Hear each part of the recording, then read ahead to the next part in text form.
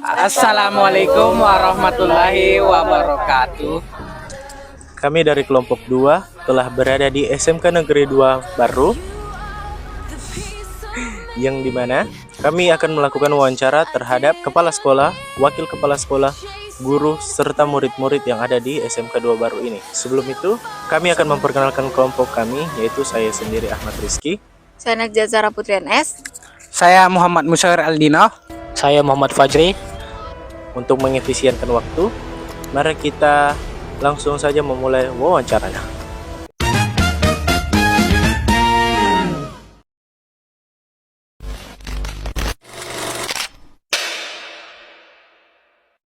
Assalamualaikum warahmatullahi wabarakatuh. Waalaikumsalam warahmatullahi wabarakatuh. Bapak dengan atas nama siapa? 25. Saya Hairil SSMPD. Sebelumnya saya PLT Kepala Sekolah di SMK Negeri 2 Baru sejak bulan 5. Ini untuk mewawancari Ibu selaku Wakasep Kurikulum ya. Oke, Pak. Perkenalkan, kami adalah mahasiswa dari Universitas Negeri Makassar. Oke. Jadi kali ini kami akan melakukan wawancara terkait standar pendidik dan tenaga pendidik. Iya. Pertanyaan pertama, bagaimana sih proses rekrutmen Iya. pendidik dan tenaga pendidik di SMK 2 Baru ini? Oke, jadi untuk pendidik dulu. Ya. Rekrutmen guru di sini itu mereka mendaftar CPNS formasi guru. Ya. Ya. Tentunya kualifikasinya itu S1 semua ya. Itu. Jadi kalau tenaga kependidikan kami standar pendidikannya itu bervariasi. Maksudnya bervariasi, ada yang tamatan SD, ada tamatan SMA, kemudian ada tamatan S1 ya. Jadi ada juga SMP. Itu diatur oleh Badan Kepegawaian, di mana mereka mengambil data awal dari sekolah yang namanya data keadaan guru. Jadi kalau untuk honor sampai hari ini sekolah itu dilarang melakukan rekrutmen tenaga honorer, kecuali ada namanya tenaga sukarela.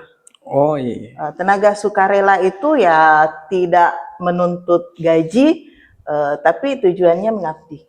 Oh iya. Apa saja kualifikasi minimal guru dan tenaga kependidikan di sekolah ini? Kalau minimal kependidikannya itu untuk guru otomatis S1. Kami tidak bisa menerima kalau bukan S1. Dan ada tambahan juga, mereka harus memiliki sertifikat pendidik. Oke, kalau untuk kualifikasi pendidikan itu kan minimal S1 kalau untuk guru, dan itu harus dari kependidikan, disertai bahwa dia berasal dari lembaga perguruan tinggi kependidikan, seperti UNM. Nah, kemudian kalau untuk tenaga kependidikan, kami di sini ada kualifikasi minimalnya itu SMA. Jadi, bagaimana peran Anda sebagai kepala sekolah dalam memberikan pembinaan kepada guru dan tenaga kependidikan di sekolah ini? Terkait dengan kinerja pembinaannya ya, kami selalu mengevaluasi mereka. Ya. Jadi kami selalu menghimbau mereka untuk upskilling, mengupdate kemampuan kompetensi mereka. Ya. Kalau saya ya kapasitasnya sebagai wakil kepala sekolah, itu kami untuk pembinaan tidak punya ranah ke sana. Kalau untuk pembinaan, tapi kalau untuk secara mentor bagi teman sejawat, rekan guru, entah itu tugasnya sebagai mementori teman-teman atau memberikan pendampingan terkait dengan kompetensi teknis, IT, kami berperannya di situ. Itu kapasitas saya di kurikulum. Kalau untuk pembinaan itu ranahnya kepala sekolah dan pengawas. Oke, kalau begitu Pak, untuk pertanyaan terakhir, kira-kira apa kendala yang sering dihadapi dalam melakukan atau dalam melaksanakan standar pendidik dan tenaga pendidik di sekolah ini? Itu yang menjadi kendala sebenarnya bagi kami untuk mengarahkan rekan-rekan guru kami untuk melanjutkan pendidikan. Ya, itunya tadi. Mereka sudah berada pada zona nyaman.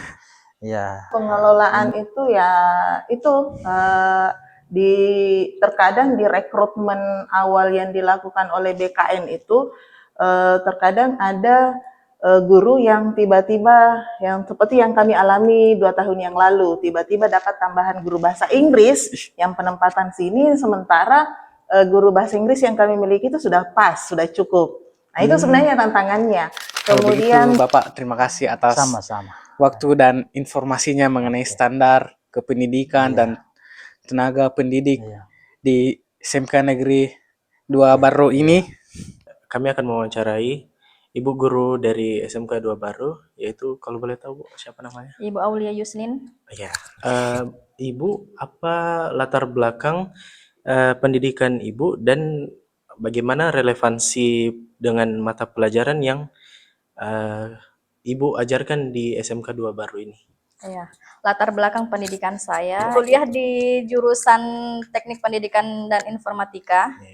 Ya, sesuai dengan jurusan kalian saat ini. Nah, tentunya itu sangat linear ya atau relevan dengan mata pelajaran yang saya ampuh, yaitu mata pelajaran di bidang produktif, teknik komputer dan jaringan. Bagaimana cara Ibu mempersiapkan atau merencanakan pembelajaran sebelum memulai mengajar di dalam kelas? Ya, tentunya sebelum masuk kelas kita harus tahu dulu atau buat dulu rancangan pembelajarannya ya atau RPP-nya. Itu guna untuk memudahkan guru dalam melakukan proses pembelajaran ya. Jadi maksudnya kita siapkan dulu apa materinya, apa metode pembelajarannya, terus alat dan bahan yang ingin kita gunakan. Lalu Ibu, cara Ibu mengembangkan kompetensi diri seperti mengikuti pelatihan, seminar, atau bergabung di komunitas? Atau ada cara lainnya? Ya, saya sering juga ikut berbagai pelatihan atau workshop ya yang sesuai dengan bidang saya, yang sesuai dengan mata pelajaran yang saya ampuh juga. Misalnya kayak kemarin saya baru-baru mengikuti pelatihan di KPTK Goa. Ya, itu apa namanya? Ada juga hubungannya dengan mata pelajaran yang saya ajarkan di dasar-dasar teknik komputer dan jaringan. Ya. Kalau yang kelas 10 sama kelas 12 itu menurut Ibu tantangannya yang Anda hadapi itu kan ada yang baru masuk ya, kita ajar dengan yang udah mentok di akhir mau selesai PKL-nya. Itu tantangannya berbeda kan Bu? Menurut Ibu yang mana lebih sulit diatur atau tantangan kendalanya gitu? Tantangannya itu sih rata-rata siswa baik sekarang kelas 10 atau kelas 12 itu kurang fokus. Kurang fokus atau minatnya menurun terhadap pembelajaran. Jadi itu tantangan guru juga. Bagaimana meningkatkan minat belajar siswa? Ya, bagaimana kita mencari inovasi-inovasi baru terhadap pembelajaran. Menurut Ibu, saran apa yang bagus diberikan untuk anak-anak seperti kelas 12? Ya, saran saya terus belajar ya. Ya, apalagi yang ingin melanjutkan kuliah, tentunya harus rajin dan fokus. Ya. Baru, yang dimana kami akan mewawancarai salah satu siswa dari SMK 2 Baru, yaitu Iqbal Kabil. Nama saya Muhammad Asdar, biasa dipanggil Asdar atau Wada. Perkenalkan, nama saya Ahdan Fahreza, biasa dipanggil Reza. Baik, perkenalkan nama saya Naila Ramadhani, kerap dipanggil Naila. Oke. Saya Nur Salsabila, biasa dipanggil Bila. Oke. Saya Suci Nur Makfira, biasa dipanggil Suci. Saya Dinda Miliani, biasa dipanggil Dinda. Saya Mulyana, biasa dipanggil Ana. Kira-kira hubungan terdekat kalian itu sudah seperti teman atau yang masih kaku dari seorang guru-guru di sini? Siswa dan guru di sini tidak terlalu formal, jadi mereka sudah merasa anggap teman sendiri jika sudah terlalu lama berkomunikasi dengan guru tersebut. Menurut saya untuk beberapa guru ada yang memberikan kesan sebagai teman, ada juga yang memberikan kesan sebagai orang tua, namun ada juga yang memang masih terlihat kaku.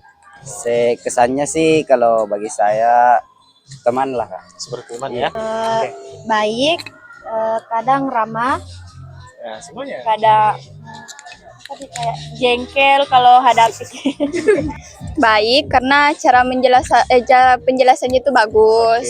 Jadi di dalam proses pembelajaranmu, Yang mana sekiranya yang membuat kamu paling nyaman dan mudah mencerna pembelajaran? Pada saat belajar di kelas ataupun di lab. Jadi tidak bisa dipungkiri bahwa dimanapun kita belajar tetap kita bisa berusaha untuk memahami Ya, materi mungkin tersebut. pembelajaran yang membuat saya mudah paham dengan menggunakan media. Seperti HP ya? Ya bisa berupa HP atau bisa melalui PPT, proyektor. Kalau saya cara mengajarnya ke praktek dari praktek. Oh. Kalau saya sama seperti Salsabila. Saya juga sama praktek karena lebih masuk aja ke otak. Selain dari kurangnya fasilitas, kira-kira di lingkungan sekolah ini ada yang kurang tidak? Kalau dia ambil dari siswanya langsung, kita sebenarnya kurang dalam sosialisasi karena jujur saja di dalam lingkungan sekolah ini masih banyak yang tidak bisa mematuhi aturan. Mungkin di jurusanku masih kurang untuk beberapa labnya dan juga beberapa unit komputernya. Karena beberapa unit komputer hanya beberapa yang menyala, sedangkan untuk jurusan kami terdapat 2 kelas tiap angkatan. Jadi saya merasa lebih kurang di unit komputer. Kalau dari saya mau lapangannya agar lebih bagus lagi. Kalau saya yang chat-chat yang mengelupas bisa dicat lagi. Diperhatikan dari kebersihan atau lingkungan sekolahnya. Dan yang terakhir itu pertanyaannya, jika kamu telah mengalami masalah-masalah yang kamu sebutkan tadi, saran apa yang ada di pikiranmu tentang hal itu? Lebih mempertegas siswa-siswa yang ada di sini karena guru-guru saja di sini kurang untuk mempertegas murid itu sendiri. Jadi murid di sini merasa lebih bebas tanpa aturan. Ada beberapa yang mempertegaskan ke murid, namun mereka jadi justru merasa itu ditindas. Jadi mereka kayak tidak sadar diri begitu ya. Pembelajarannya mungkin bisa lebih saya kayak dimudahkan karena beberapa siswa ada yang merasa lebih kesulitan dengan cara penyampaian pembelajarannya.